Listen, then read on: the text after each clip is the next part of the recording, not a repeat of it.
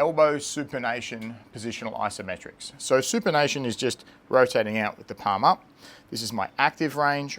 What I can do to get my passive range is I can just wrap my hand underneath, grab my wrist. I like to put the pad of my thumb here underneath that top of that bone there, wrap around and grab the top of the bone here of the wrist, and then just rotate more. And I'm now in my full stretch. Now this is going to allow you to get perfect external rotation or supination in the elbow. What you can do if you want is also grab a stick and literally just hold still and then rotate up.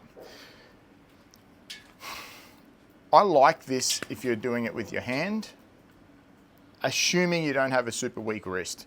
Because if you've got a really weak wrist, what will happen is as you do this, you're just going to get all the movement in your wrist and you actually won't get the movement through your elbow.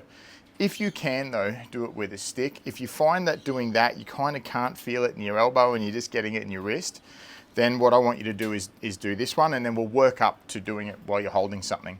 But the other thing I would say is if you're going to do supination, make sure your thumb is on the outside. So you've got a C grip. So your thumb is on the same side as your fingers. If you do this, it's harder to get that movement. If you've got your thumb underneath, that'll help get that movement. So all I want you to do is I want you to try and make sure the elbow is tucked into your body, thumb wrapped underneath, fingers over the top. Get to your active range and then push up to your passive range. Sorry, push up to your passive range. We're doing positional isometrics. That means that gap is a little bit too big. So what I want you to do is get to the active range, pop in here, and then just push up about another 10 or 15 degrees. Hold still, and then do your pals and rails. So pals is you're doing your progressive side. So what you're then trying to do is imagine that's not there. You're trying to rotate back this way, and then your rails will be trying to rotate even further, but you're holding still. So get to my active range, grab, push another 10 or 15 degrees.